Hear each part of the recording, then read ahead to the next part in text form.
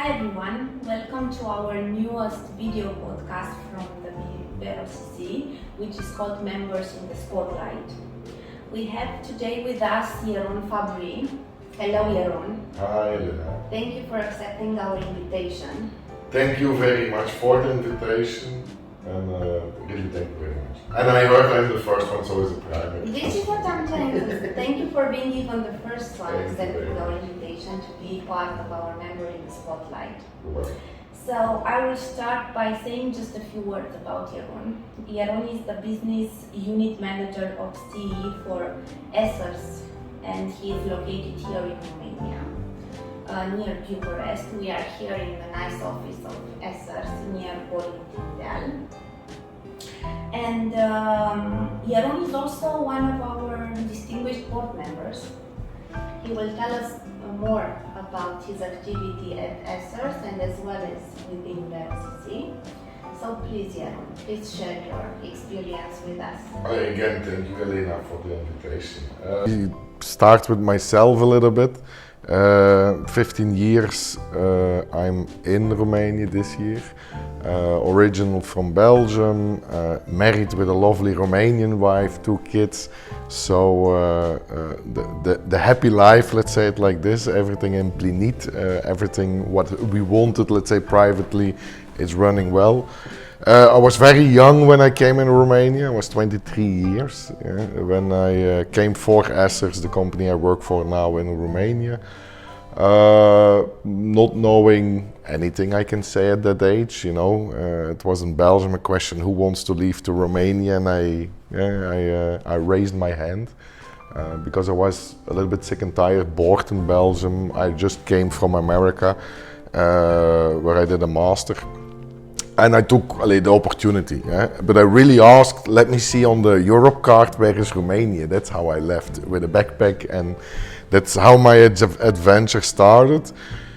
Then H.Essers is now a big company. We have over 1,000 employees in Romania, 7,500 I believe in the group.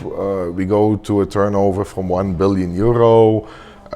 So we really grew as company in Europe, in Eastern Europe. We always say Romania is a second home base. Meanwhile, we have more home bases. We bought in the Netherlands, we are in Denmark, we are in Spain. So we become, and we are becoming one of, let's say, bigger European logistic companies with own assets. Yeah? So H.Essers is focused also on own assets in logistics, so warehousing as well as trucks. And that's one main reason is because strategically seen we are going into niche markets. Yeah? We are in niche markets such as the chemicals, for example, industry, and that goes from cleaning products till the pesticides which are used on the fields, but also pharmaceutical products, yeah? the medicines.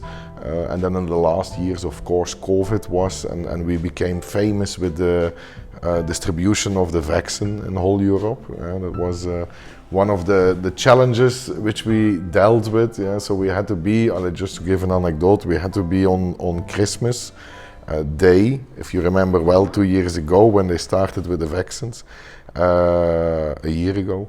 On Christmas we needed to be in 25 European countries in a time span of 2 days difference between the countries, yeah? With 3 boxes, 4 boxes, so not full trucks.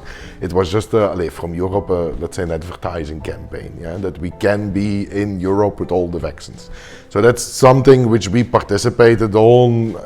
We are constantly innovating, being in these industries. It's very important to be innovative, as well as, again, in our trucking, in our transport, but also in logistics. When we started in Romania, because it goes a little bit deeper in Romania, I think we were 50 people. Like we said, we are now 1,000, very well established in the niche markets. And it is and stays a family company. We are so Hilde Essers now, Noël Essers is the previous owner. The daughter took now over. but it's 100% family owned, and we really strive, and you see this also in our company values, to keep those values. Yeah, to be positive, to keep things simple, to be entrepreneurial. Yeah, things which we really try to strive to. Then going to the chamber, H.Essers is one of the founding partners from the chamber.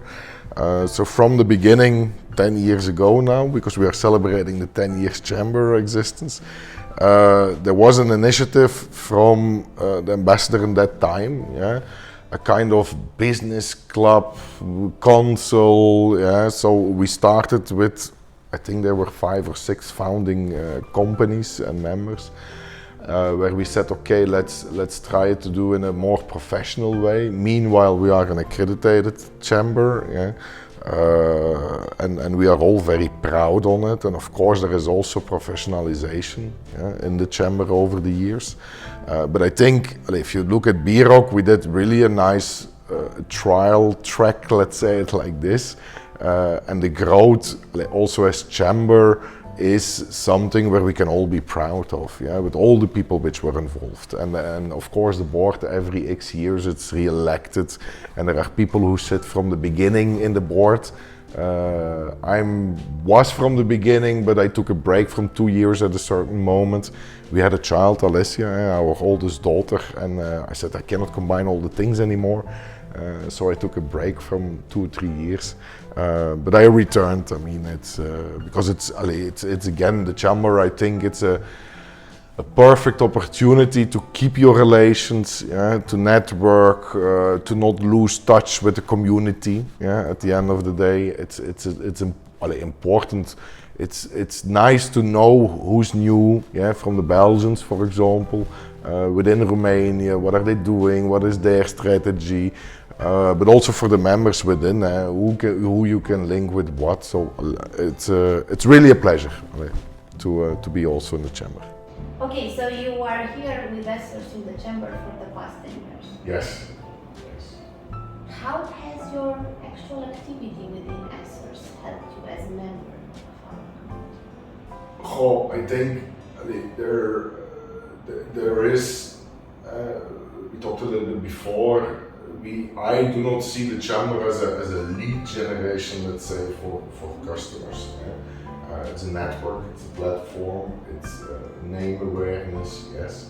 And it really helps, let's say, the small and medium companies to establish themselves also in a new country. I think that's Us as H.Essers, we want to give an example role within the chamber, if I can say it like this. I will give you an example. The last years, more and more focus on sustainability. Yeah?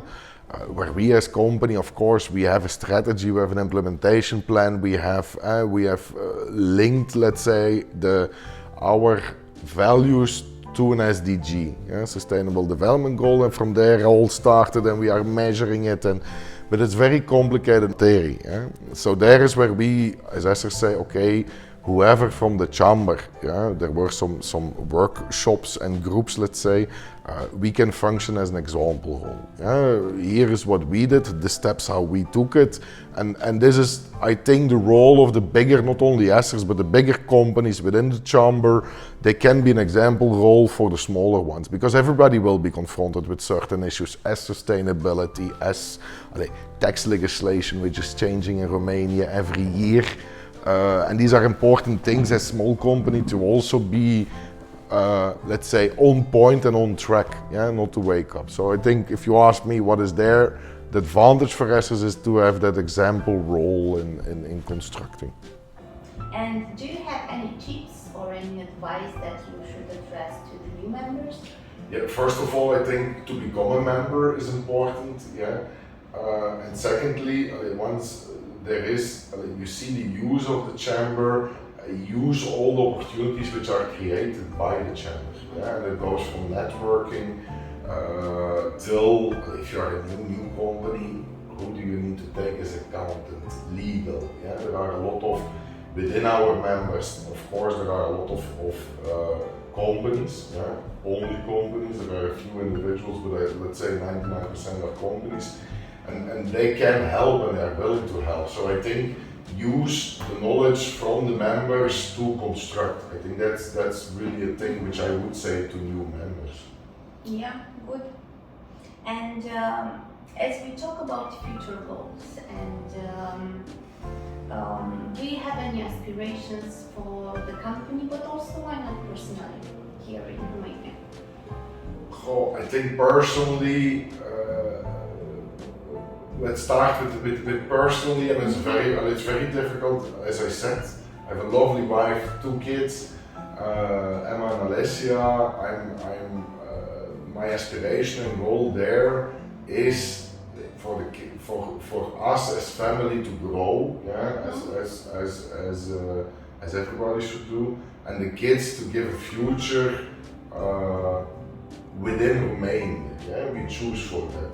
A lot of people are choosing to go out of Romania, or we really choose as parents to give them an education in Romania and to construct and build here in Romania. I think that's giving them values. That's I think the goal personally. I think at work, yes, we want to become the reference in these niche markets, like we said, chemical and pharmaceutical.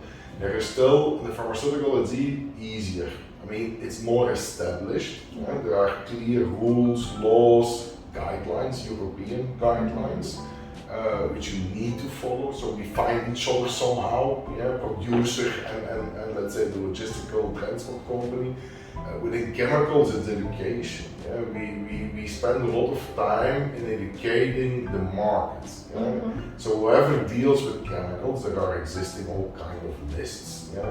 We are skimming those lists and really go to them to ask what are you doing today, and to advise them if they are doing it not correct. Because we all know that in Romania a lot of chemicals are stored, handled, transported in a way that they shouldn't be. Because of the control, there is a lack, there is not sufficient people who can do those controls. So, and there we try from our part also to educate. So I think that's an aspiration, a goal is to be, again, a top mind in those specific markets, if you ask the work. Okay, and let's talk more about you. And now let's take the company beside. What is the biggest career challenge you had so far? And it was a choice which I made from the beginning when I was in Romania, is to not compare things. Wherever you are, in which country, and that's also an advice which I would give, is that I never compared, I'm from Belgium, Belgium with Romania, for example, because then you go in a frustration pad. I think I'm proud of myself that I'm fully integrated. In a culture which is completely different. There are a lot of differences between the cultures, and I'm proud on that part. Also, my wife helped in this, of course. I mean, being married with a Romanian has this advantage that you integrate faster. The language. I mean, she taught me and corrected me in speaking the language. By the way, you talk very fluent. Yeah, thank you very much. Yes, I make errors like everybody. Who's speaking a different language than his mother tongue. But no, that's and of course that's related with private, related with work. I'm proud on what we as team put it here in Romania. I think it's one of a unique company with unique values and activities, which is very hard to convince in a entrepreneurial environment. People, let's say, to work in a certain way, and that's also that's the proudness on both sides. So, family-wise, private. And let's say business-wise. Then how you would define, for example, success from your point of view? Success is for me if you feel yourself well in what you do, how you do, and day to day you are proud on the things you do. Yeah? In my view, you cannot have success in something which you don't like. Yeah? So first of all, you need to like what you are doing. Yeah? For example, I'm also going to HEC, the university, to give some guest speak as a guest speaker to speak. And I always say also to the youth, find a job which you really like. Yeah? You spend more time at your job than at home. I mean, it's something which we all need to understand in my view, and you need to have the drive. The moment you have drive, you can have success. Yeah? After this, you are building out your team around you, the people who you like, yeah, and who fit in one way and complement, yeah, because you cannot do everything alone. You need to find people on your way, as well as private as business, yeah, who complement you. And I think that's the road to success. Yeah? But success is not made in 1 year or in a week. I mean, you really have to work on it. That's in my view, let's say, kind of this definition of success, or how to achieve success. Okay, then I'm going to go to the last part of our podcast today and discover some quick fun things about you. Okay. So you accept the challenge, huh? Yes, let's see the questions. So, where are you from? From Belgium, from Limburg, province Limburg. Mm-hmm. Where did you go to school? I went to school also there, and then I did a fast master in America. Mm-hmm. It was with a Magellan project like the Erasmus in Europe. Yeah. I had the opportunity to go then to America, and I was 6 months. 5 months for school, and 1 month we traveled as students to America. Mm-hmm. What are you reading or listening to right now? So reading, I would have liked more time. So reading, I'm reading, but I'm not. I'm reading sporadically, and also listening. Except the radio, I don't have preferable music. Okay. Could you name some of your hobbies? My hobbies, spending time with my family, going to dinners with all my hobbies at this moment, you know, also because the small children are related with. No, I can really enjoy a good restaurant. I don't have specific hobbies because also the kind of work we do, it's not always allowing to have a hobby which you do 3 times a week in a fixed termine and so on. So I really enjoy, let's say, the moment. Yeah? That's also something which I try to do in life, is to enjoy the moment and to enjoy dinners, food, surroundings, traveling. Those are the hobbies. Are you a morning person or a night owl? Oh, people say I'm a morning. I can say a morning person. Yeah? I'm not the kind of. But also night, it depends. I'm a person who do not need a lot of sleep, which is an advantage in my view. Average, I sleep 4 or 5 hours per night, so I'm end. I mean, it's not.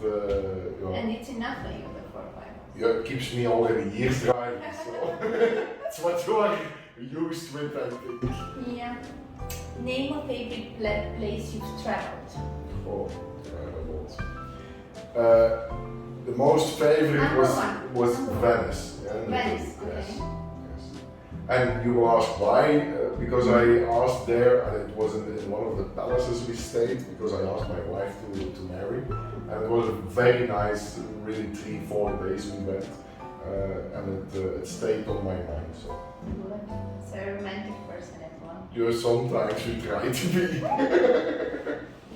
Describe what a perfect day outside of work would look like for you. Oh, a perfect day outside work. I like to do things with my hands when I'm not at work. Yeah? I mean, just to relax. So a perfect day, I will give an example. We bought a few weeks ago 3 bunnies for our kids, and I worked 1 full day on the cage where the bunnies are in, and it was really relaxing for me. So that's to distract, let's say, to distract myself from work. with my hands. That's a thing which I many times do. Good. So you said previously you like listening to radio. So my next question would be, what would be the theme song of your life right now? The theme song of my Theme life. song. There's only one song which is coming up, but it's because of the kids that play it all the time. It's Inima Mabate. Good, yeah. So that's a song which is now on the top of mind. I don't live. No, I don't live. I don't have really a theme song. No. So your heart beats. My heart all beats the and we time. keep it beating and it goes on. Excellent. Who is someone who's made a big impact on your life and why?